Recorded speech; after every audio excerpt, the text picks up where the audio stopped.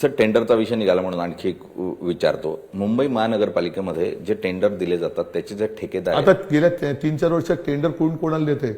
ते जे ठेकेदार आहेत ते ठेकेदार फक्त एकाच गावातून, एकाच कुटुंबाचे, एकाच भागातले आणि परप्रांतीय अशा लोकांनाच फक्त मुंबई महानगरपालिकेमध्ये ठेकेदारी मिळते, मराठी माणसाला मिळत नाही असा एक आरोप होतो.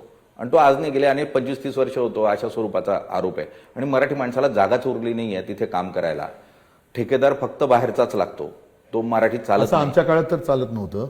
आता गेल्या 3-4 वर्षामध्ये त्यांच्या मित्रांची सोय झालेली आहे.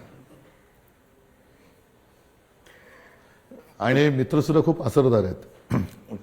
तुम्ही उघडपणे मित्रांचं नाव घेतात. आता थोडंसं त्यांचे कोण मित्र कोण असेल मला नाही माहित. मी फक्त सांगतो खूप असरदार मित्र आहेत. या परिस्थितीमध्ये त्याच्यानंतर काही जण असं म्हणतात की काही थेट दिल्लीतनं दिलेत. आता कचरा उचलायचं कॉन्ट्रॅक्ट येणार आहे, ते कोणाला दिले जाते बघा. पण ते त्यांचे जे मित्र आहेत त्यांनी मधल्या काळात तुमच्यात पण काही मध्यस्थता करण्याचा प्रयत्न केला होता?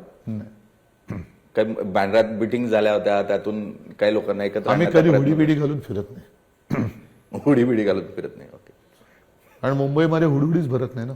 अगदी. थंडी आता थोडीशी वाढली आहे सध्याच्या काळात, थोडी हुडपणा वाढलाय, हुडी नाही वाढली. या सगळ्या परिस्थितीमध्ये आता तुमचं सरकार गेलं ज्या वेळेला, त्यानंतर एकनाथ शिंदे झाले, आता देवेंद्र फडणवीस आहे. मधल्या काळात कधी, कारण तुम्ही देवेंद्र फडणवीसांना विधिमंडळामध्ये भेटताना मला दिसलेत, कधी चर्चा झाली व्यक्तिगत पातळीवर तुमची त्यांची? ते मुख्यमंत्री झाले, मी जाऊन त्यांना गुच्छ दिला. आज दोन्ही सभागृहाला विरोधी पक्षनेते नाही आहेत, त्याच्यासाठी त्यांना सांगितलं. याही वेळेला मी अध्यक्षांनाही जाऊन भेटलो, त्यांनाही सांगितलं. म्हणजे हे किती घाबरट सरकार आहे. प्रचंड बहुमत आहे, दिल्लीचा पाठिंबा आहे, तरी यांना विरोधी पक्षनेतेपद देण्याची यांची कुवत नाही आहे.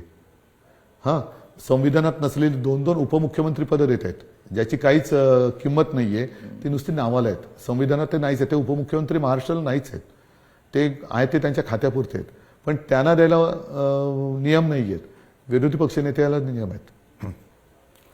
मुळात शिवसेनेच्या अस्तित्वाची लढाई म्हणून या निवडणुकीकडे बघितलं जात असताना मी अगदी मुंबई ही कुणाची असेल पुढच्या काळात? तुम्हाला काय वाटतं? मराठी माणसाची असेल. तुम्ही कोण आहात? मराठीच आहे. मग प्रश्न का विचारता? नाही, पण हा प्रश्न उपस्थित केला जातो. नाही, हो, पण त्याला तुम्ही पण उत्तर द्यायला पाहिजे ना. तुम्ही पण मराठी आहात, तुम्ही सांगायला पाहिजे माझी मुंबई म्हणून. हे मुंबई आपली मराठी माणसाचा हा कमकुवतपणा आहे ना, ही शिवसेनेच्या अस्तित्वाची नाही, ही मराठी माणसाच्या अस्तित्वाची आहे. कारण मराठी माणसाचा कमकुवतपणा हा काढून त्याच्यात आत्मविश्वास भरण्याचं काम शिवसेना करते.